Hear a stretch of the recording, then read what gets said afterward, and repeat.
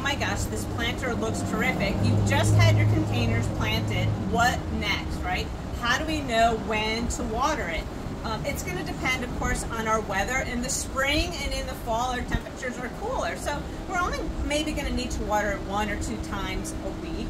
And then when we get into midsummer, it's going to need watering maybe every other day. In the 90s or a heat wave, like we're experiencing now, it could be twice a day.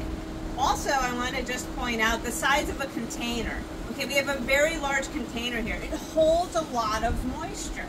This is not going to need daily watering all the time compared to smaller containers that might be 10 or 12 inches.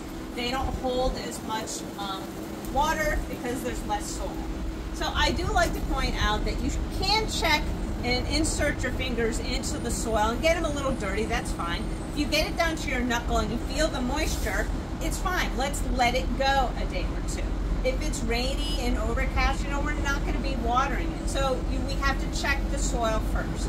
And then my second tip is going to be, we're going to have to water early in the morning. That is the best time to water.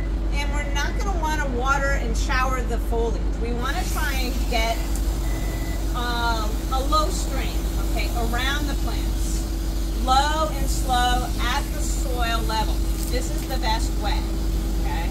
You can buy a water wand that can control the flow of water, that's good.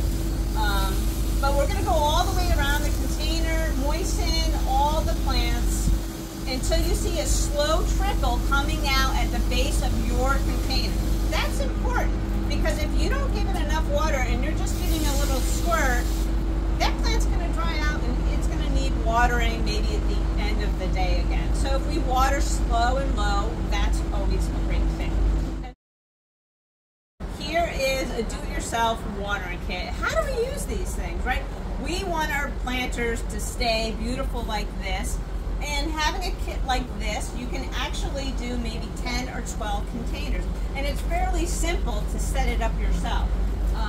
Containers, and people worry about seeing the tubing. You can actually run the tubing through the bottom of your drainage hole up into it, so you're not going to see it. Depending on the diameter, you could have multiple drippers in your container. This big, maybe 3 drippers. When we talk about a smaller container like this, you only really need 1 dripper. Now you can see the hose is kind of coming up, and you can see it a little bit, but you can have that hose on the back side. Now, the way it works is this is going to actually hook up right to your faucet, okay? And then this is a timer. You can buy separately, and you can set it for daily or every other day. And how long? 15 minutes, 20 minutes. Start it early in the morning. That's the best time to water, okay? And then that's it. Set it and forget it. The beauty is done. Now, if you don't get a timer, just go out there early in the morning and turn it on, have your coffee, and then shut it off maybe half an hour later. So these kits are terrific. I recommend them. I have irrigation all over my property. I don't have time to water. It's a time saver, peace of mind, especially if you're going on vacation. DUI watering kit. No. Water, slow and low. No.